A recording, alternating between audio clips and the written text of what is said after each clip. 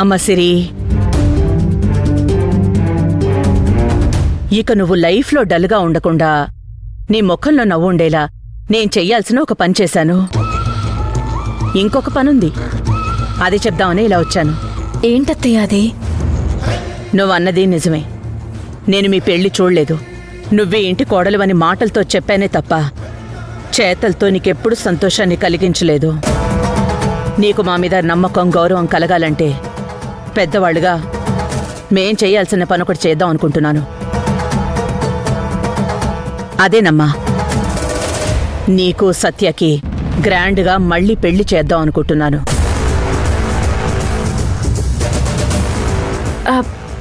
మళ్ళీ మాకు పెళ్ళేంటత్తయ్య? నువ్వు ఆలోచించే అన్నావో ఆవేశంతో అన్నావో కరెక్ట్గానే అన్నావు. మీకు పెళ్లి చేయడం నా బాధ్యత. ఆ బాధ్యతని నేనిప్పుడు తీర్చుకోబోతున్నాను. నువ్వు దీనికి అడ్డు చెప్పకమ్మా. ఇప్పటికే చాలా ఆలస్యమైంది.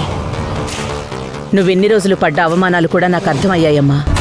ఇక ఈ పెళ్లితో ప్రపంచానికి సత్య నువ్వు భార్యాభర్తలని అర్థం అవుతుంది. మరి సత్య మంజుల పెళ్లి కూడా అందరి ముందే జరిగింది కదా, మరి దానికేం సమాధానం చెప్తారు?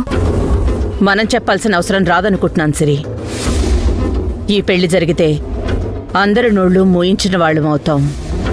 అసలు నా కొడుకు పెళ్లిని మా కులదైవం ముంగిట్లో చేద్దామనుకున్నాను.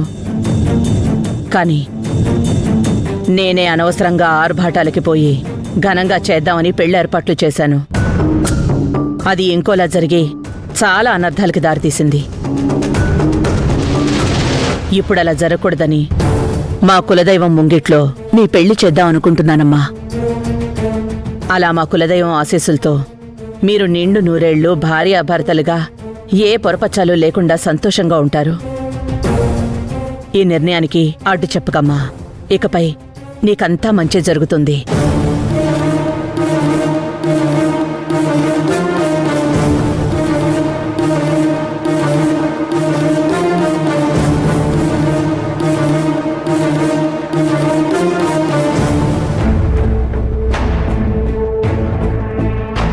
అత్తయ్య మంచి పనికి పూనుకున్నారు.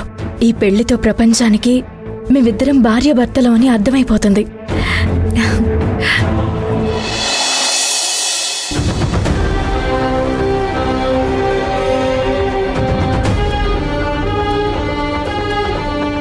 మంజు, ఆ మణమ్మగారు చకచక పావులు కదుపుతున్నారు. ఇప్పుడేం చేయాలి మేడం? సత్యకి సిరికి పెళ్ళని అంటుంటే బాధేస్తుంది మేడం. ఎలాగో మీకు విడాకులొచ్చాయి కాబట్టి అంత త్వరగా సత్యకి పెళ్లి చేయాల్సిన అవసరం లేదు. ఇంత హడావిడిగా చేస్తోందంటే ఏదో కారణం ఉంది. ఏమై ఉంటుందని మీ అనుమానం మేడం? నాకు తెలిసి ఈ పెళ్లిలోనే ఏదో తిరకాసుంది. ఇది మణమ్మగారికొచ్చిన ఆలోచన లేకపోతే సిరికొచ్చిన ఆలోచన? మొదటి నుంచి ప్లాను. వాళ్ళిద్దరూ కలిసి చేస్తున్నారు కదా మేడం. లేదు, సిరి కోర్టులో చాలా తెలివిగా ప్రవర్తించింది. పరిస్థితులన్నింటినీ తనకనుగుణంగా మార్చుకుంది. ఇక్కడ మణమ్మగారి కంటే సిరి పాత్రనే ఎక్కువ ఉందని అనిపిస్తోంది మంజు. మణమ్మకు కూడా తెలియని విషయం ఏదో సిరి దాస్తున్నట్టు నాకు అనిపిస్తోంది. లేకపోతే ఇంత హడావిడిగా ఈ పెళ్లి ఏర్పాట్లు జరగవు. మీరన్నది నిజమే మేడం. ఈ పెళ్లి జరిగితే సిరి మణమ్మ గారు ఇద్దరూ లాభపడతారు. కానీ సిరి మనసులో ఉన్న రహస్యాన్ని తెలుసుకోవడం ఎలా? దానికి ఒక్కటే మార్గం ఉంది మంజు. ఈ పెళ్లి జరగకుండా ఆపితే సిరి బర్స్ట్ అయ్యే ఛాన్సెస్ ఎక్కువగా ఉంటాయి.